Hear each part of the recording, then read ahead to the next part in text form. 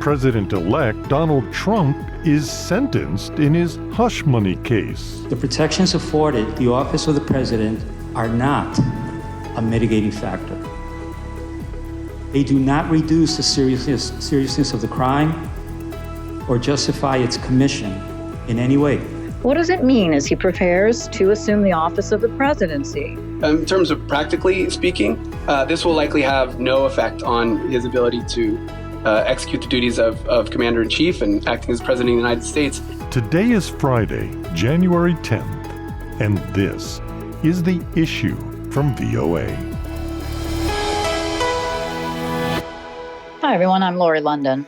And I'm Scott Walterman. After careful analysis, in obedience to governing mandates, and pursuant to the rule of law, this court has determined that the only lawful sentence that permits entry of a judgment of conviction without encroaching upon the highest office in the land is an unconditional discharge.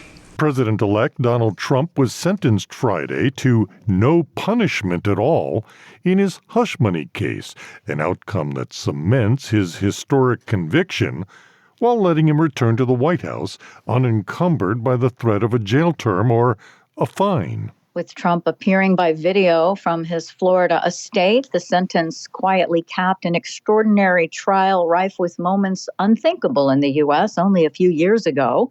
Trump and his attorneys argued it was a politically motivated case that should never have been brought. It's been a political witch hunt. It was done to damage my reputation so that I'd lose the election, and obviously that didn't work. And the people of our country got to see this firsthand because they watched the case in your courtroom. They got to see this firsthand, and then they voted, and I won and got the largest number of votes by far of any Republican candidate in history, and won, as you know, all 7 swing states, won conclusively all 7 swing states, and won the popular vote by millions and millions of votes. And they've been watching your trial, so they understood it. It was the first criminal prosecution of a former U.S. president and major presidential candidate. Let's get more on this now from VOA's senior Washington correspondent, Carolyn Presutti. A surreal scene in a New York courtroom. The president-elect speaking virtually to the judge, claiming innocence, calling the case a political witch hunt intended to make him lose the November election.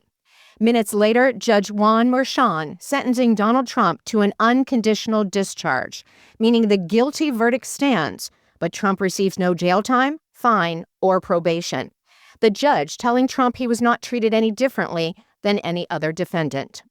President-elect Donald Trump will now become the first president in U.S. history to take office as a convicted felon. He was found guilty last year of 34 counts of falsifying business records to hide hush money payments to a porn star. Trump has indicated he plans to appeal the verdict. This was a disgrace. Political analysts like Shannon Bo O'Brien of the University of Texas say this case was personal to Trump. He doesn't like to admit fault. He doesn't like to admit weaknesses or shortcomings.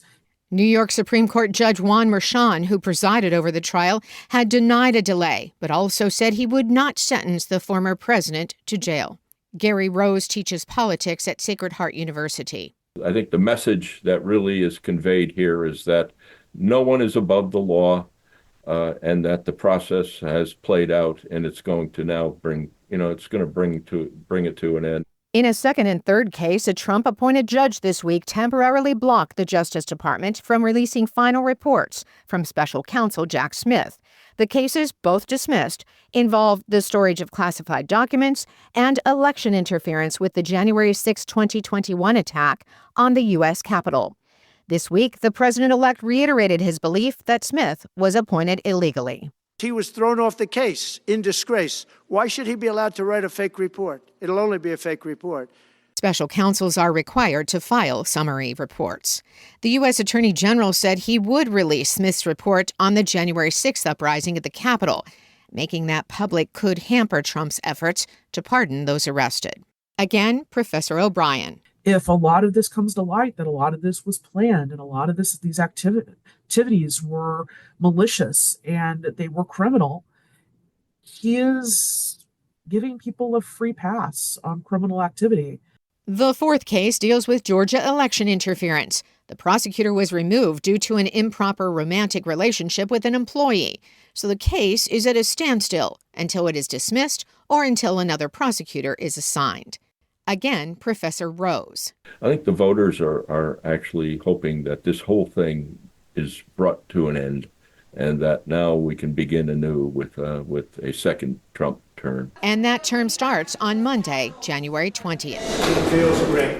Carolyn Presutti, VOA News. And joining us now to explain all of this is Mark Sedlander, a trial attorney and litigator whose practice consists of white-collar defense and government investigations. Thank you so much for taking the time to talk to us. Thank you. So tell us what happened today. Just run us through the technical aspect. Well, a defendant in a criminal case, in this case, President-elect Trump, was sentenced following a unanimous jury verdict in a criminal case in New York State Court. He was sentenced to what is called the very rare sentence, in fact, of an unconditional discharge, meaning his sentence is basically discharged without his having to do anything. Oftentimes, in certain circumstances and somewhat unusual cases, a judge will impose, let's say, a probationary sentence or a sentence of the requirement to pay back some amount of money to the victims, after which time the sentence would be discharged.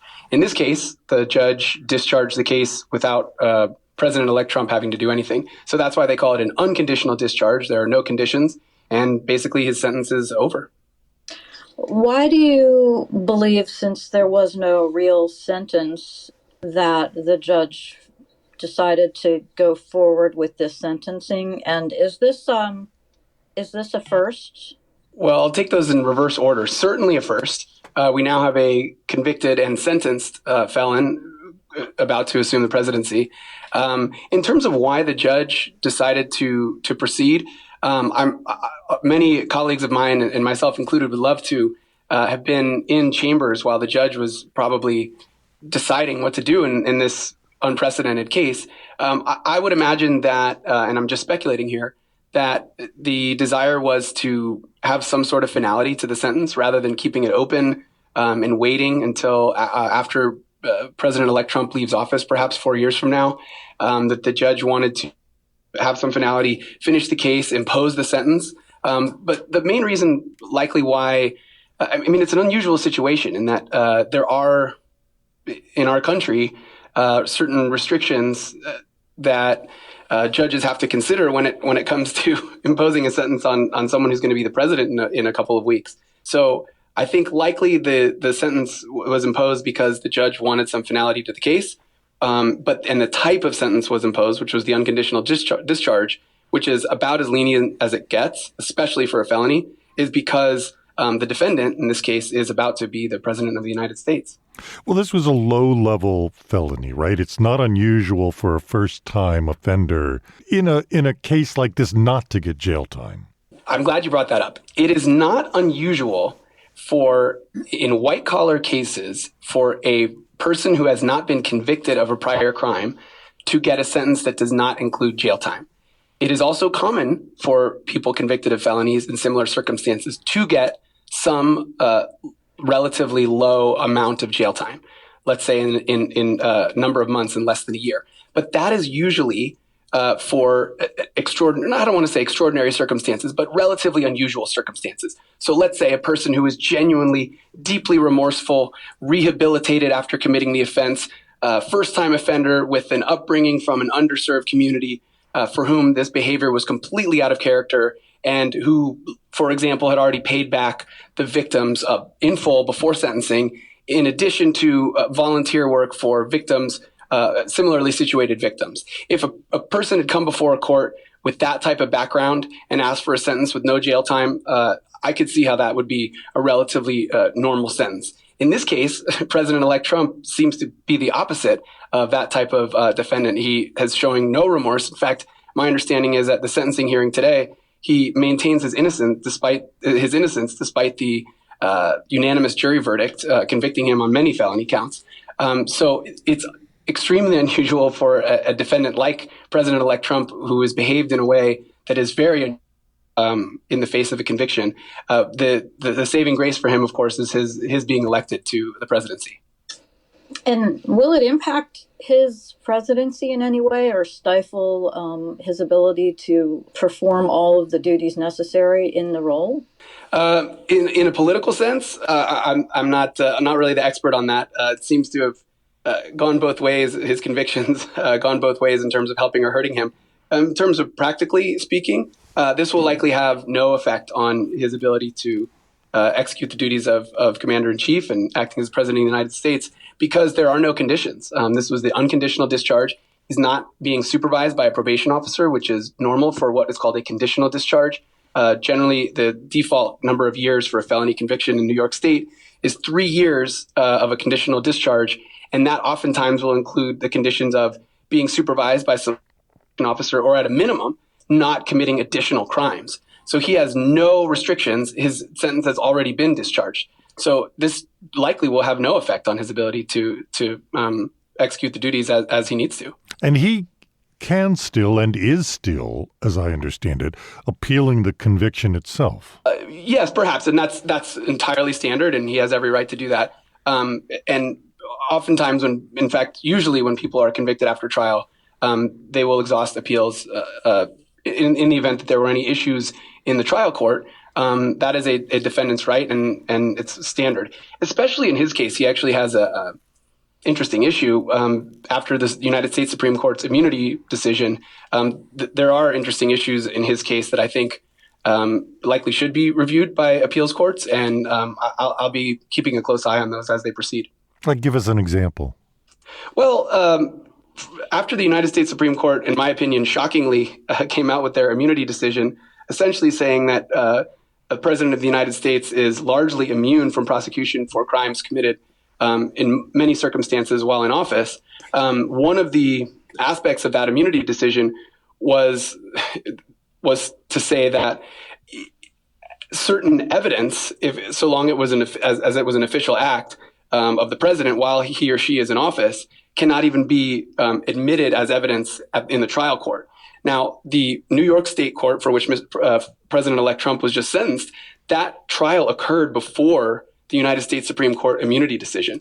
So at the time, most Americans, and for most of our country's history, assumed that presidents were not immune from criminal prosecution or conviction in almost any sense. So a lot of evidence was admitted during that New York State trial that likely would not have been admitted after the United States Supreme Court immunity decision. So the question is, was that evidence admitted improperly because it shouldn't have been admitted now under the new immunity decision? And if it was admitted improperly, would that have changed the outcome of the trial in the New York State criminal case? And if so, President-elect Trump has an argument about that. Interesting. Thanks. As always, in everything involved with President-elect Trump, complicated and unclear. It is. Well, I look forward to seeing how this plays out. But it seems like there's been, for the most part, an end to this case, and we'll see what comes up next. Mark, Right, thanks so much. We appreciate it. Thank you. Mark Sedlander, a trial attorney and litigator whose practice consists of white-collar defense and government investigations. You've been listening to The Issue from the Voice of America. On behalf of all of us here at VOA in Washington and across the globe, thank you so much for joining us. You can follow The Issue on X, Blue Sky, and Facebook at VOA The Issue. And for news 24/7, go to our website, voanews.com. In Washington, I'm Lori London. And I'm Scott Walterman. We'll talk to you soon.